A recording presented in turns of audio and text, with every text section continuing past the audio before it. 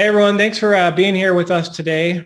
I have the one, the only Jason Rule, owner of Driven Nutrition. He and I were chatting the other day, and he was telling me about this new stuff he's teaching gym owners on how they can have a profitable business. And then he said something that just was magic to my ears. He talked about setting up a separate bank account. And I was like, oh my gosh, this is so Profit First. I love it. If you're not familiar with Profit First, we recommend to manage your cash, you set up a bunch of different bank accounts with a specific purpose so that you're giving that money purpose before you decide to use it on other things. So we'll let Jason kind of educate us. And of course, I'll probably pop in with questions because I may not understand all this. And super excited. So Jason, take it away. Oh man, thanks for the introduction. So I'm guessing you'll not only be able to understand it, but you'll probably be able to build on it because my level of what you guys teach is very basic compared to what you guys do. So yeah, let's jump right into it. So this idea really comes around from the standpoint of retail. Running your gym really isn't that much different than fitness and how you teach your members how to be habitual about the goal you're trying to get them to achieve, which in your case as a gym owner, you're trying to get them to be healthier, fitter, show up for class every day. So trying to implement small little habits that they can implement into their lifestyle is a way to ensure success. So if anybody hasn't ever read Tiny Habits, it's beautiful. Atomic Habits is great, but that's big. Like even though atomic molecules are very small, like Tiny Habits, for me, it was much more digestible. So I enjoyed that a little bit more. So building a habit is really about like, okay, what are things that you can do to ensure your success day after day after day? And one of the mistakes that I constantly see affiliates make is they go from the start and stop standpoint of retail. They'll come in really hot, they'll bring in inventory, they'll sell through it, and then they'll replace that inventory. But after about 3 months, the excitement wears off, the ether wears down. And then lo and behold, you've got 2 or 3 bottles of banana and strawberry that nobody but Sally in your gym wants to buy. So what happened to the rest of those sales? Well, you sold them, but your inventory's gone. So now you've got a pain point, right? So now you're looking at your shelves and you're looking at your statements from the last couple of months. And if you've done, whether it's a couple $100s a month in retail or a couple $1,000s a month in retail, it's painful because now where does that money come from? Because you need to, if you don't have it on your shelves, you can't sell it unless you've got things really dialed in for drop shipping, which we do that also. But from the standpoint of the convenience of, hey, I need some protein after I work out, cool, it's right over there on our shelves. So if you ever let that retail monster get ahead of you to where your inventory's died down, you have to take that out of operating funds, and that's painful. It's kind of like getting out of shape and showing up for class. You're going to deal with that shitty soreness.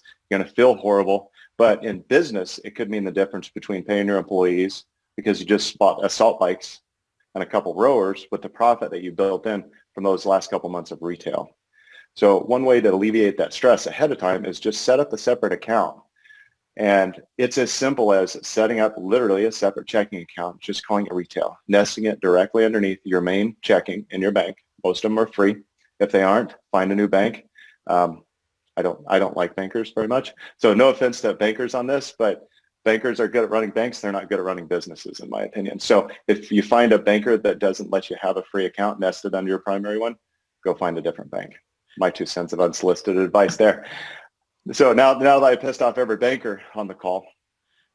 So the reason that that's so important is, let's say you have a retail account and you run your report monthly, weekly, or biweekly, whatever floats your boat, whatever you have the bandwidth to do, just add that block of time. It takes 5 minutes, 10 minutes.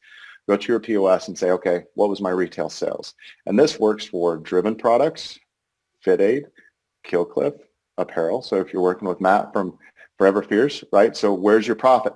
Where did it go? And if you can't track that, you're not going to really maintain that level of profit long term. Then you're going to hit that slough window 3 months down the road and you're like, oh crap, I got banana and strawberry.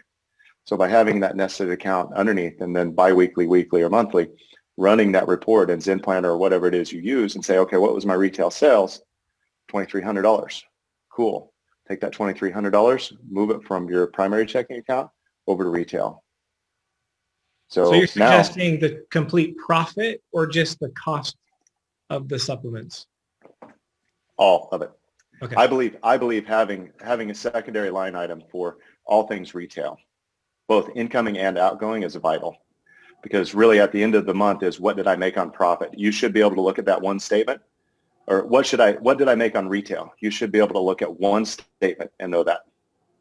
Now, granted, there's going to be some months where your inventory goes up and your inventory goes down, so that's going to bleed, but balanced out over 12 months, you should be able to buy that out and say, oh, cool, I made $2,000 a month in retail. And while the reporting, I think, is important, to me, it's just that habit of not falling into the cycle of making it painful when it's time to restock the products that your members have been buying from you, but you've just fallen off a cliff and haven't done a good job keeping it in stock.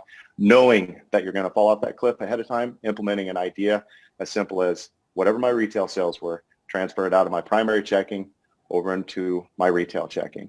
Now, what that means is, of course, I'm sure you're probably about to ask this, whenever you buy supplements, Kill Cliff clothing, that type of thing, it comes out of retail. Yeah, so there's two things I want to hit on, because you said habitual, but you've actually said it in both contexts. So I want to flesh this out a little bit.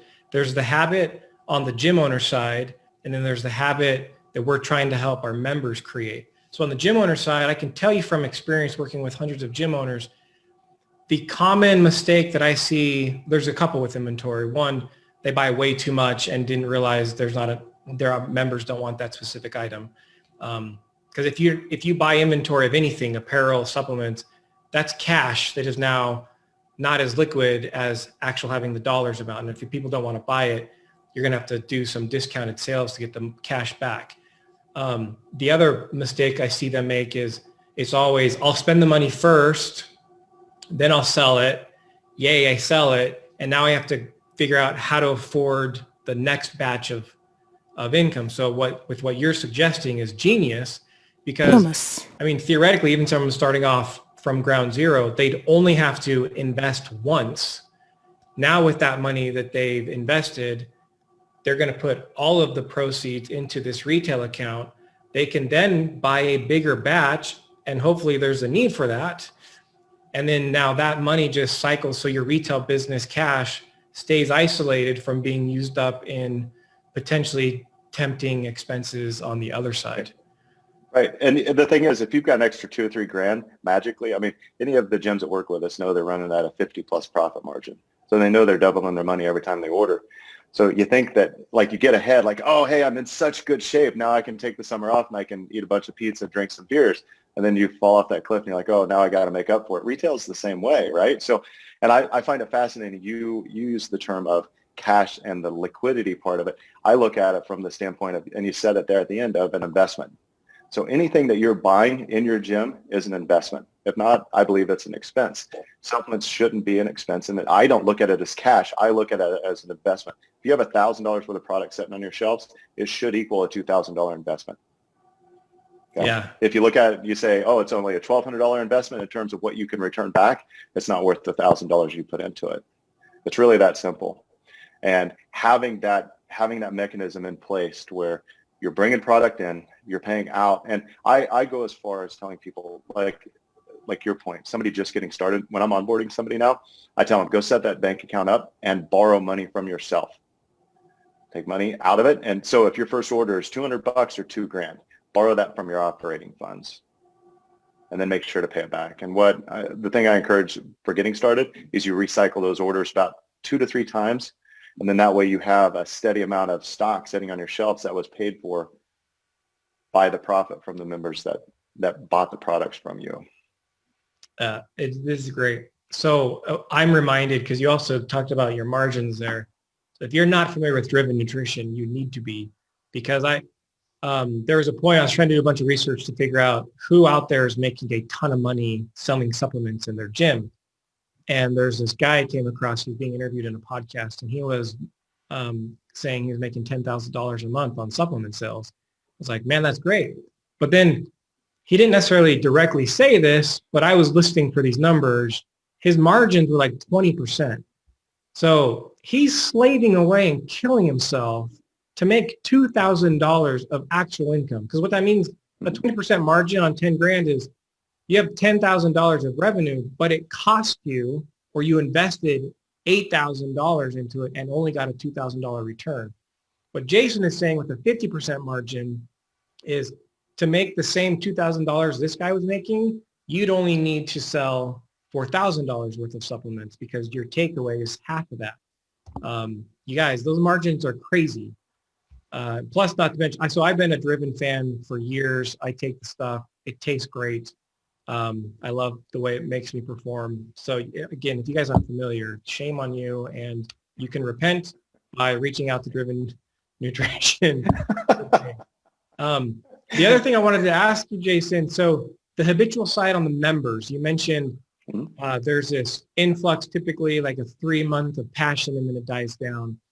What are some techniques you teach gym owners to help the members create that habit of continuing to use it after it runs out, the reorder process? The big one is mindset of realizing that talking about supplements can be done in a way to benefit members and express what you take. So the simplest term is, this is what I take, this is why I take it. And a lot of times when I'm on board new affiliates, I'll be like, well, I'm not comfortable posting about supplements because I don't want my members to think that I'm pushing these products on them. That's cool. I get it. Like, I don't push products on anybody. This is just an idea. I'm not pushing Driven.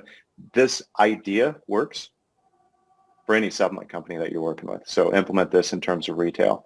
So I share the information, and an affiliate, I believe, a coach should share the information of, this is what I take and this is why I take it. And if they come back at me one more time and say, well, like, I'm just not comfortable doing that. Okay, cool. So when's the last time you posted about Reebok Nanos or Metcons?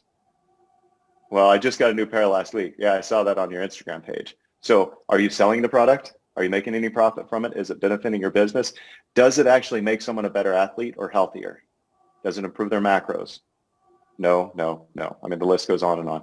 So the reason that it's so important for you as an owner and as a coach to share, this is what I take, this is why I take it, is because you want to be included in that conversation, in the member's mind, when they start thinking, hey, Dr. Oz just talked about the damn berry of the month and about how I can lose 3,000 pounds and get to 2% body fat.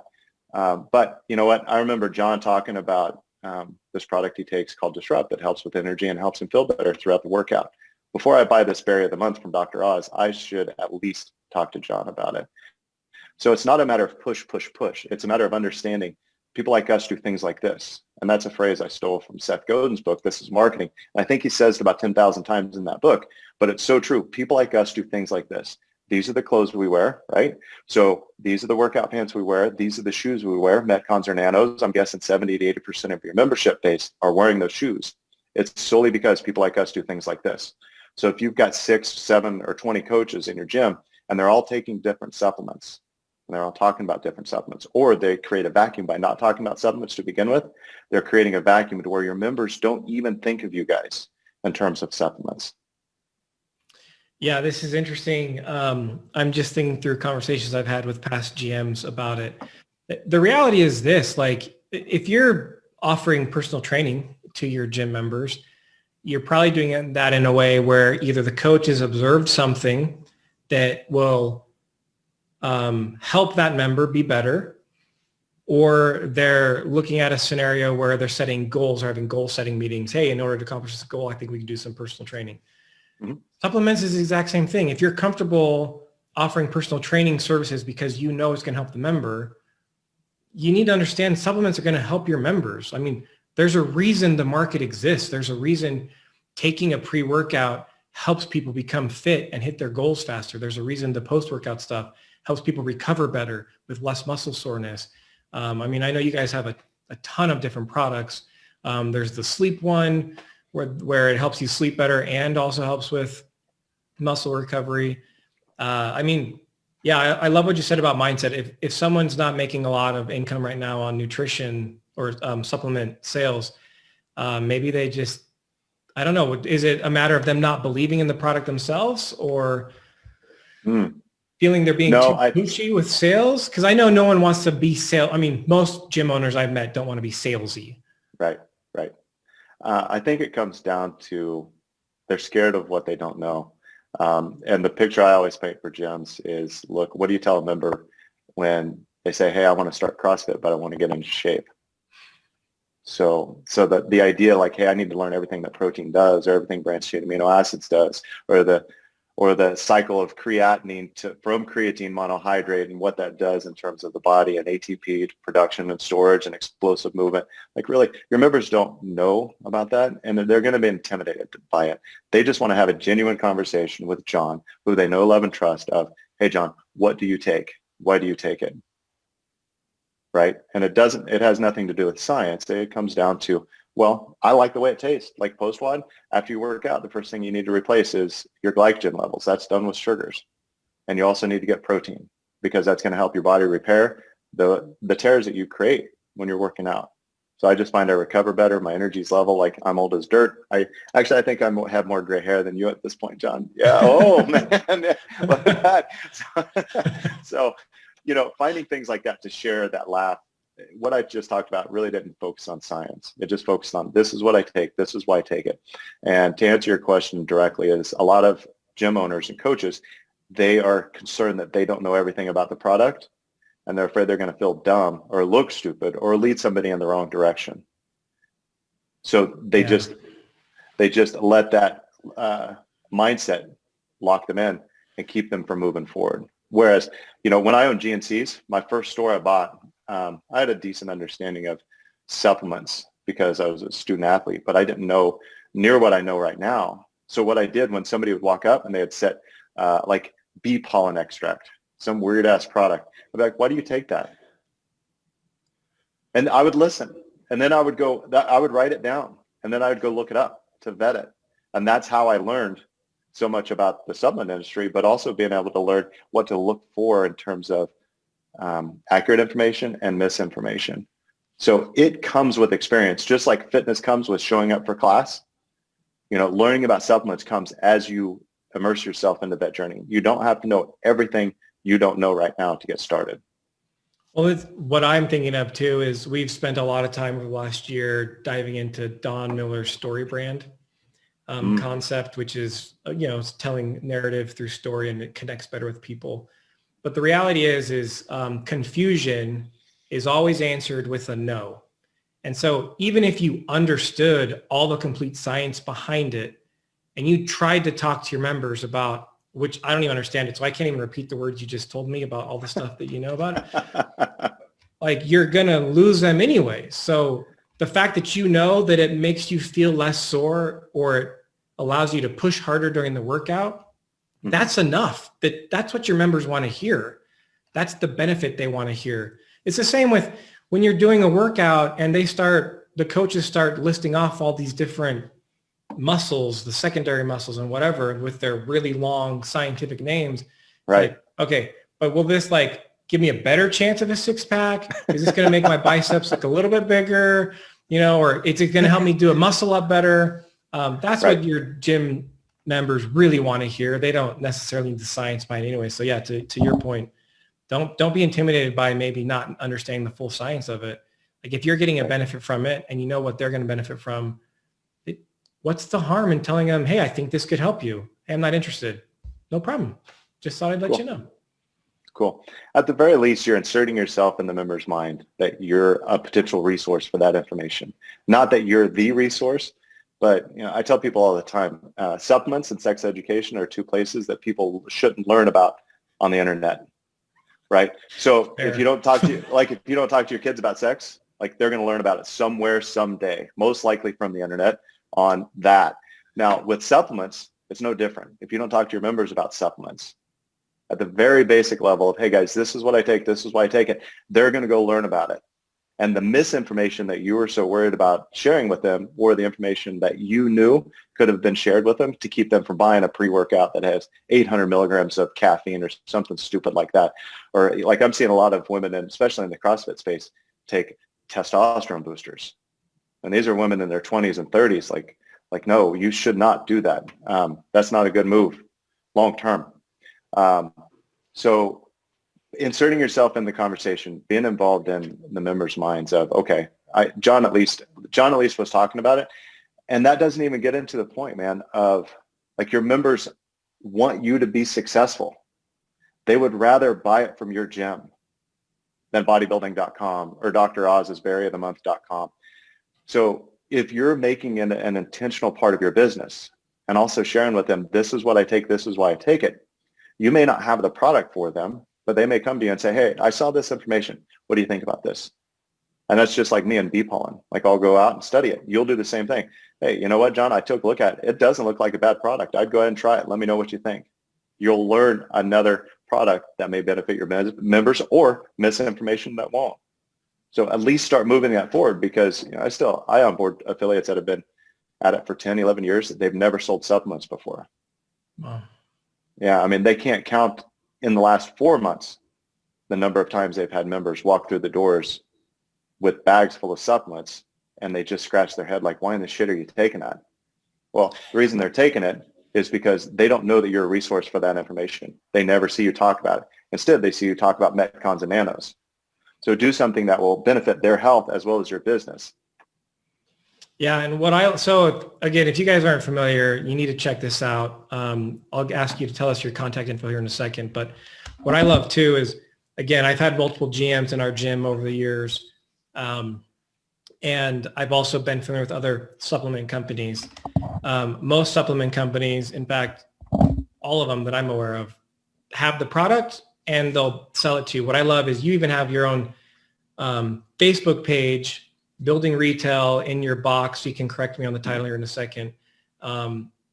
You are a support for them. So everything that you just said, like if you had a member come up to you and you're part of the Facebook group, you could just pop in your question onto the Facebook page and you get support of, here's the reason behind this specific supplement. So you can take that information and talk to your member.